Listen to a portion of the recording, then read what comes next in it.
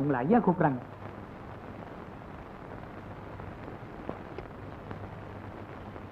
நீங்க போலாம். உங்களை ஜாமீன்ல எடுத்துட்டாங்க. யாரு? இவங்க தான். நீங்க பேசிக்கிட்டே போலாமே. முன்ன பின்ன தெரியாத என்ன நீங்க ஜாமீன்ல எடுக்க வேண்டிய அவசியம்? உன்னால எனக்கு ஒரு உதவியாக வேண்டி இருக்குது. செய்வேங்கிற நம்பிக்கையில தான். போலாம்.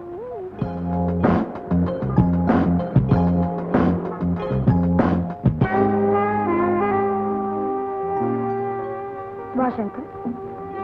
காலையில சாப்பிடாம பட்னியா இருந்திருப்பேன். சாப்பிட்ட அப்புறம் பேசலாமே. வேண்டாங்க, நான் வீட்டுக்கு போகணும்.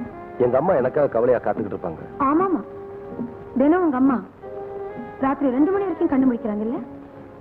எங்களை பத்தி உங்களுக்கு எப்படி தெரியும்? எனக்கு எல்லாமே தெரியும் சங்கர். உங்க அம்மா உன்னை கஷ்டப்பட்டு BA வரைக்கும் படிக்க வச்சாங்க. நீ படிப்பை பாதியில நிறுத்திட்ட. உன் தங்கச்சி சாந்தி காலேஜ்ல படிச்சுட்டு இருக்கிறாள். பாவம், உங்க அம்மாவுக்கு ஆஸ்மா வியாதி. ரொம்ப வருஷமா கஷ்டப்பட்டு இருக்கிறாங்க. உங்க அப்பா பத்தி எங்க அப்பாவை பத்தி கூட உங்களுக்கு தெரியுமா? உங்க அப்பாவை பத்தி உனக்கு என்ன தெரியும்? ஒண்ணும் தெரியாது. நான் சின்ன வயசா இருக்கும்போது எங்க அப்பா இறந்துட்டாரு. உன் சின்ன வயசுலயே உங்க அப்பா இறந்துட்டாரா? அப்படின்னு யார் சொன்னது? ஏன், எங்க அம்மா தான் சொன்னாங்க. I see. சங்கர், நான் உனக்கு ஒரு வேலை கொடுத்த செய்வியா? இது பாரு, ஒரு வருஷம் நீ ஆட்டோ ஓட்டி சம்பாதிக்கிற பணத்தை நான் ஒரு நாள்லயே கொடுக்கிறேன். சரியா? அப்படின்னா? அப்படின்னா நான் ஒன்னையே வேலை பேசுறேன். இன்னையில இருந்து உன் வாழ்க்கையில 2 வருஷத்தை எனக்கு வித்துடு. என்னது?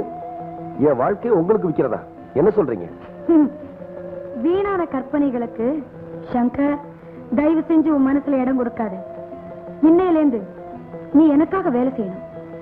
என்ன வேலை சொன்னாலும் தட்டாம தயங்காம செய்யணும். ஏன் எதுக்குன்னு கேட்க கூடாது. சரிதான். நீங்க யாரையாவது கொலை பண்ண சொல்லுவீங்க? சொல்லுவேன். மன்னிச்சிருங்க, நான் முரடன் தான். ஆனா முட்டாள் இல்ல. கேவலம் நீங்க கொடுக்கிற பணத்துக்காக ஆசைப்பட்டு கண்ணு தெரியாத இருட்டு பாதையில குருட்டுத்தனமா போய் ஆபத்துல மாட்டிக்கிறத விட நேர் வழியில ஆட்டோ ஓட்டி உத்தமமா பொழைக்கிறது எவ்வளவு மேல். சங்கர், நீ உன நல்லா யோசிச்சு பாத்தியா? உன்னையே நம்பிக்கிட்டு இருக்கிற உன் கூட பிறந்த தங்கச்சி அண்ணன் தனக்கு ஒரு அருமையான வாழ்க்கை அமைச்சு கொடுப்பான்னு ஆசை கனவுகள் கண்டுகிட்டு இருக்கிறா. வயசான காலத்துல தன்னுடைய மகன் தனக்கு ஊன்றுகோலா இருந்து சோறு போட போறான்னு உன்னையே நம்பிக்கிட்டு இருக்கிற தாய் இன்னைக்கு ஊராருக்கெல்லாம் சோறாக்கி போட்டுக்கிட்டு தண்ணியே உருக்கிட்டு இருக்காங்க. பாவம், அவங்களுக்கு ஆத்மா வேற. இதையெல்லாம் மனசுல வச்சுக்க. வறுமையோட பிடியில சிக்கித்தான் வாழ்வேன்னு பிடிவாதம் பிடிக்க போறியா, இல்ல நான் காட்டுற வளமான வாழ்க்கையை தேர்ந்தெடுக்க போறியா? நீ புத்திசாலி சங்கர். நான் சொல்றத நல்லாவே புரிஞ்சுக்குவேன். சரி, இப்ப அதிகம் பேச வேண்டாம். நீ வீட்டுக்கு போயிட்டு ராத்திரி நல்லா யோசிச்சுட்டு நாளை காலையில ஒரு நல்ல முடிவோட என்ன வந்து பாரு.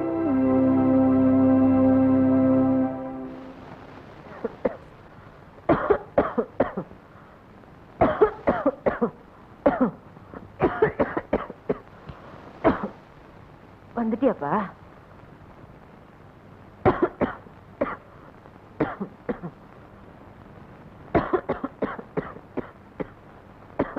அம்மா, சமையல் அறைக்குள்ள நீங்க போக கூடாதுன்னு நான் சொன்னதுக்காக எனக்கு தெரியாம இருட்டிலேயே சமைக்கிறீங்களா?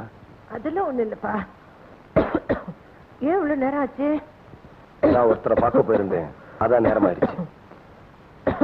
சரி சரி, சாப்பிடவா. சங்கர், உன் குடும்பத்தை பத்தி யோசிச்சியா? பாவம், தாய்க்கு ஆசை தனக்கு ஒரு நல்ல வாழ்க்கை அமைச்சு கொடுப்பேன்னு கனவு காணும் உன் தங்கச்சி. சங்கர், உன் தாயின் ஆரோக்கியம், எதிர்கால கனவு காணும் உன் தங்கை வறுமையோட வாழ போறியா, வளமான வாழ்க்கை ஏத்துக்க போறியா? சங்கர், நான் சொல்றத நல்லா யோசிச்சு பாரு. வறுமையோட தான் வாழ போறியா, வளமான வாழ்க்கை ஏத்துக்க போறியா? தங்கச்சிக்கு கல்யாணம், அம்மாவுக்கு வைத்தியம். தங்கச்சிக்கு கல்யாணம், அம்மாவுக்கு வைத்தியம்.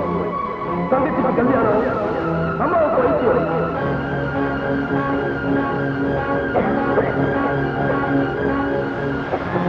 சங்கர், இல்லப்பா. ஆமா, அடுப்பு அங்க மட்டும் எரியல, இங்க என் வயிற்றுக்குள்ளே எரியுது. ஆமா, நீங்க இருமி இருமி ரத்தம் கக்கி கீழே சாயறதுக்கு எந்த அடுப்பு காரணமோ அந்த அடுப்பு இருக்கிற ரூமுக்குள்ளே உங்களை வரவிட மாட்டேன். நாளைக்கே நான் வேலைக்கு போறேன். சங்கர், நீ வேலைக்கு போறியா?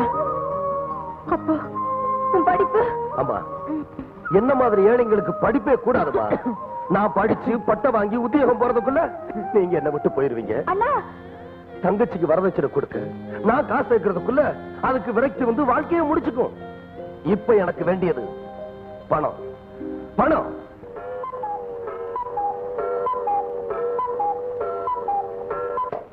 வா சங்கர். நான் வருவேன்னு எனக்கு நிச்சயம் தெரியும். எப்படி? ஒரு மனிதனோட தேவைகளுக்கும் கொள்கைகளுக்கும் போட்டி வச்சா தேவைகள் தான் ஜெயிக்கும். கொள்கைகளும் லட்சியமும் தேவைகளுக்கு முன்னாடி பஞ்சா பறந்துடும். நான் என்ன வேலை செய்யணும்? ரைட், வா காஃபி சாப்பிடலாம்.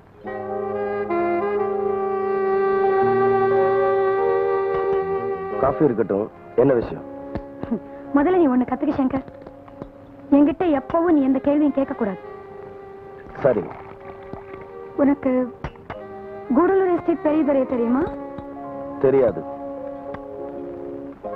பெரிய கோடீஸ்வர், நட்சத்திர ஹோட்டல், எஸ்டேட், ஏராளமான குதிரைங்க, எக்ஸெட்ரா எக்ஸெட்ரா, இதெல்லாம் அவனுக்கு சொந்தம். கொலைக்கிற நாய்களும் கொலை பண்ற அடியாள்களும் அவனுக்கு ஏராளம். அப்படிப்பட்டவனோட நீ பழகணும். அவன் மனசுக்குள்ள இருக்கிற ரகசியம் உன் காதுக்கு கேட்கிற அளவுக்கு நீ நெருங்கி பழகணும். உன்னால முடியுமா சங்கர்? ஒரு மனிதனோட கொள்கைக்கும் தேவைக்கும் போட்டி வச்சா தேவைதான் ஜெயிக்கும். கொள்கையும் லட்சியமும் பஞ்சா பறந்துடும்.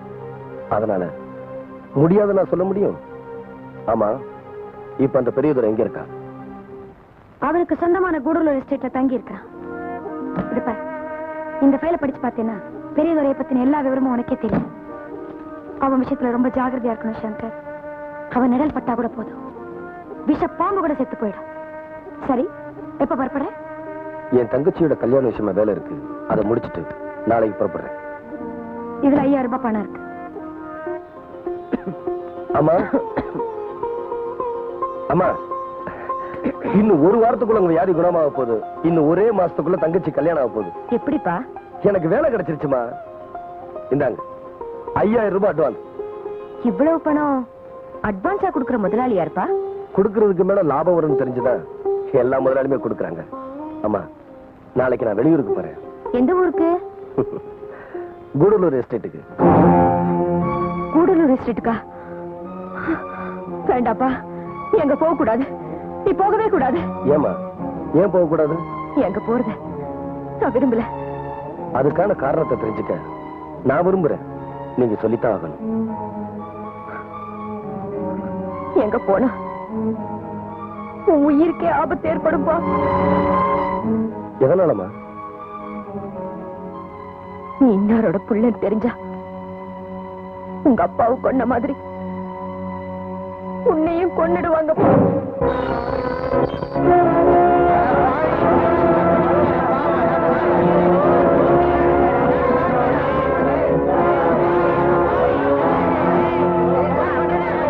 பெரியதோட உங்க உத்தரவை நிறைவேற்றுப்ப. வானம் பொழியுது, பூமி விளையுது, உனக்கு ஏன் கட்டணம் வரி அப்படின்னு என்கிட்ட கட்டபொம்மை வசனம் பேசணும் இல்ல? நீ வீரவசனம் பேச நியாயம்.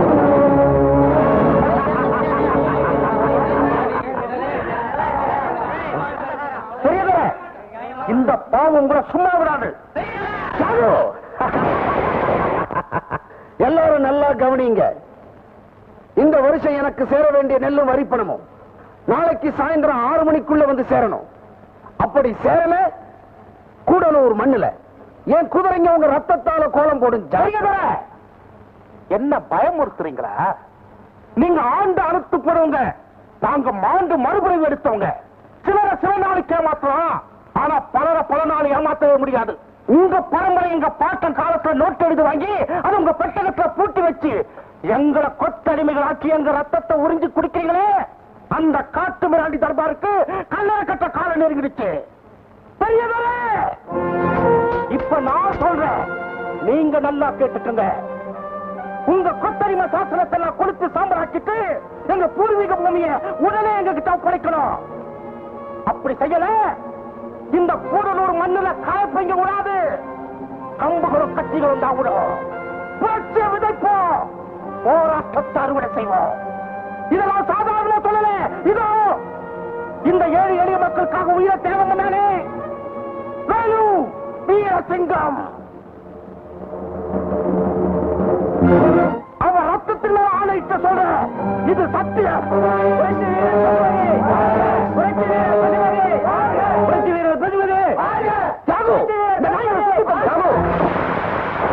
நிறுத்து அண்ணா. உங்க துப்பாக்கியால இனிமே குடியானவங்களை சுட முடியாது, குருவிகளை தான் சுட முடியும். பசுபதி, கூடலூர் எஸ்டேட்டின் இளைய வாரிசுங்கிற முறையில சொல்றேன், இந்த நிமிஷமே உங்க கொத்தடிமை விலங்க உடைச்சி உங்க பூர்வீக பூமியை உங்ககிட்டே ஒப்படைக்கிறேன்.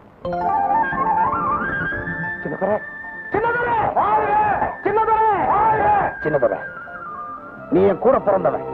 இந்த அடிமை நாய்களுக்காக வக்காலத்து வாங்கலாமா? அண்ணா, இந்த குறுகிய கூடலூர் வட்டத்துக்குள்ள நீங்க குதிரை ஓட்டுறதை விட்டுட்டு வெளி உலகத்துக்கு வாங்க. காலம் மாறிடுச்சு. நீங்க சொடுக்கிற சவுக்க உங்க குதிரைங்களே வெறுக்கிற காலம் இது. துடிக்கிற இந்த ஏழைங்க கூட்டத்துல வெடிக்கிற போராட்டம் அடங்கிறது நீங்க படிக்கிற புதிய சாசனத்தை பொறுத்து இருக்கு. தம்பி, உன் விருப்பப்படியே எல்லாம் நடக்கும். உன்னை மீறி நான் என்னடா செஞ்சிட போறேன்? நீ சொன்னபடியே புது சாசனத்துக்கு ஏற்பாடு பண்றேன். ஜம்பு, பெரியதுரை, மொத்தமா ஒரு ஒப்பந்தம் எழுதி அதை தனித்தனியா நகல் எடுத்து சம்பந்தப்பட்டவங்கிட்ட கையெழுத்து வாங்கிக்க. சரிங்க.